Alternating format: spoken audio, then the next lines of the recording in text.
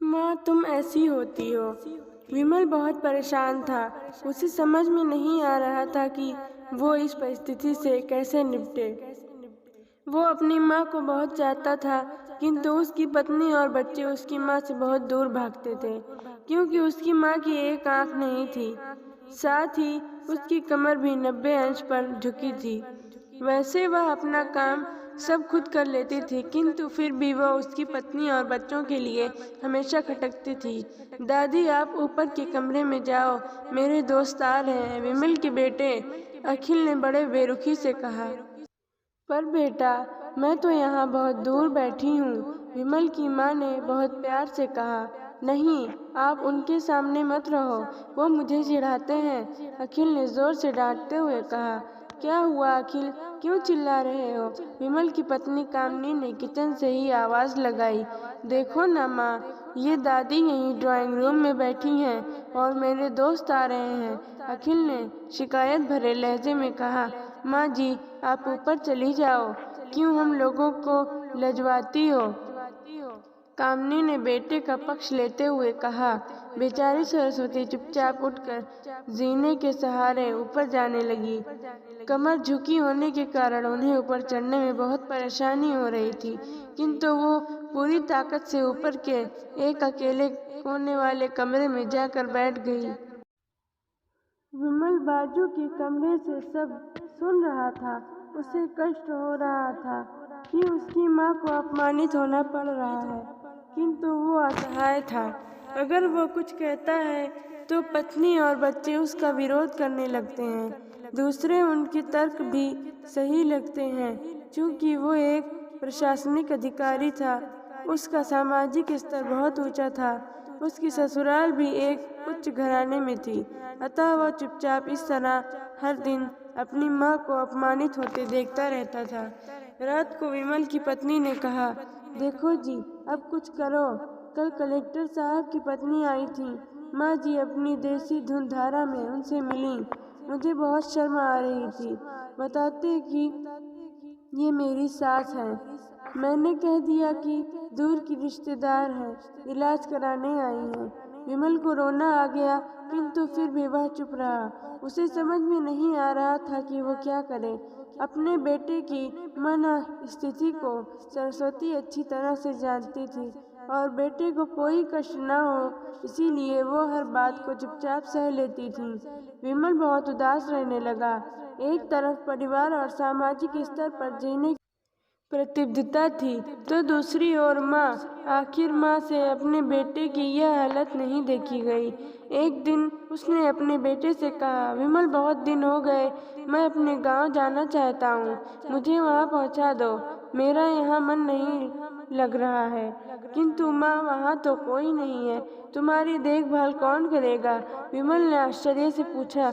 अरे, सब गांव वाले तो हैं, और वो तुम्हारे मामा जी तो उसी गांव में रहते हैं, और फिर हम सारी व्यवस्थाएं कराएंगे ना। कामनी को तो जैसे मन की मुराद मिल गई हो। हाँ बेटा, बहू सही कह रही है, सरस्वती ने लंबी सांस लेते हुए कहा। विमल जानता था कि गांव में माँ की देखभाल करने वाला कोई नहीं है, लेकिन अपनी पत्नी की जिद के कारण वह अपनी माँ को गांव छोड़ने पर विवश हो गया। माँ को गांव छोड़कर आते वक्त उसे रोना आ रहा था तथा अपनी बेबसी पर गुस्सा भी आ रहा था, किंतु परिवार, पत्नी और समाज ने उसके इन मनोभावों को दबा दिया और वो सुकून सा महसूस करने लगा। कुछ दिनों के बाद उसके चाचा, जो अमेरिका में रहते थे, आने वाले थे। जब विमल बहुत छोटा सा था, उसके पिता जीवित थे, तब वो भारत आए थे और उसके बाद वो अब भारत आने वाले थे। पूरा परिवार और आस पड़ोस बहुत उत्साहित था। अमेरिका से विमल के डॉक्टर चाचा आ रहे थे। डॉक्टर रमेश ने जैसे ही घर में कदम रखा, सबने बहुत उत्साह से उनका स्वागत किया। क्यों, विमल भाभी नहीं दिख रही, कहाँ है? डॉक्टर रमेश ने उत्साहपूर्वक पूछा। जी, वो गांव में रहती हैं, यहाँ उनका मन नहीं लगा, कामनी ने सपाट लहजे में उत्तर दिया। डॉक्टर रमेश ने विमल की ओर देखा तो विमल ने अपनी आंखें झुका ली। डॉक्टर रमेश सब समझ गए। बोले, कल हम भाभी से मिलने गांव चलेंगे सब लोग। दूसरे दिन सभी लोग गांव के घर में पहुंचे। देखा कि सरस्वती को बहुत तेज बुखार है और वो पलंग पर असहाय पड़ी है। डॉक्टर रमेश दौड़कर सरस्वती के पास गए, उनके पैर छूकर रोने लगे। सरस्वती की ये हालत उनकी कल्पना से परे थी। वह बेटा विमल, तूने तो नाम उजागर कर दिया। अपनी माँ की ये हालत देखकर तुझे तो शर्म भी नहीं आ रही।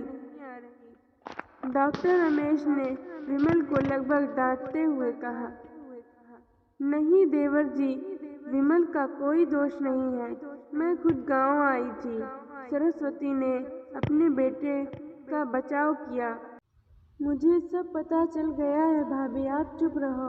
क्यों बहू, तुम्हें अपनी सास की करूपता पसंद नहीं है? समाज में तुम्हें नीचा देखना पड़ता है ना? डॉक्टर रमेश ने कामनी की ओर व्यंग से देखा। कामनी निरुत्तर होकर विमल को देखने लगी। आज तुम जिस सामाजिक स्तर पर हो वो इन्हीं के संघर्षों की देन है। और बेटा विमल, तुम्हें शायद मालूम न हो कि बचपन में जब तुम 1 साल के थे तब छत से नीचे गिरने के कारण तुम्हारी एक आँख फूट गई थी और तुम्हारी रीढ़ की हड्डी में भी समस्या थी। तब तुम्हारी इस करूप माँ ने अपनी एक आँख और अपना बोन मेरो तुम्हें देकर इतना सुंदर स्वरूप दिया था। कामनी बेटा, इतने सालों तक संघर्ष करके बेटे को प्रशासनिक अधिकारी बनाने वाली इस संघर्षशील औरत की तुम लोगों ने यह दशा कर दी है। तुम्हें ईश्वर कभी माफ नहीं करेगा। डॉक्टर रमेश की आंखों से अश्रु जलधारा बह रही थी। अब भाभी, आप मेरे साथ अमेरिका जाएंगी, यहाँ इन स्वार्थी लोगों के बीच नहीं रहेंगी। डॉक्टर रमेश ने सरस्वती से कहा, विमल को तो कांटों तो खून नहीं था। डॉक्टर रमेश जो उसके चाचा थे, उन्होंने जो राज बताया उसके बाद तो विमल को यही लग रहा था कि उससे ज्यादा पापी इंसान इस दुनिया में कोई और है ही नहीं। वो दौड़ता गया और सरस्वती के कदमों से लिपट गया। माँ, मेरा अपराध अक्षम्य है। मैं जानबूझकर चुप्पी साधे रहा, आपका अपमान करवाता रहा। अब सिर्फ आप ही उस घर में मेरे साथ रहेंगी और कोई नहीं। विमल ने आग्नेय दृष्टि से अपनी पत्नी और बच्चों को देखा। कामनी को भी बहुत पश्चाताप हो रहा था, किंतु उसकी हिम्मत नहीं हो रही थी कि वो सरस्वती से आंख मिलाए। सरस्वती ने कामनी की मनोस्थिति को समझकर उसको पुचकारते हुए अपने पास बुलाया और विमल को डांटते हुए कहा, खबरदार, जो मेरी बहू को मुझसे अलग करने की कोशिश की तो तुझे ही घर से बाहर निकाल दूंगी। कामनी और बच्चों ने सरस्वती के पैर पड़ते हुए अपने व्यवहार पर माफी मांगी और माँ की हृदय ने सबक सिखाया कि माँ अपने बच्चों से कितना प्रेम करती है। Thank you for watching this video. Please subscribe my channel.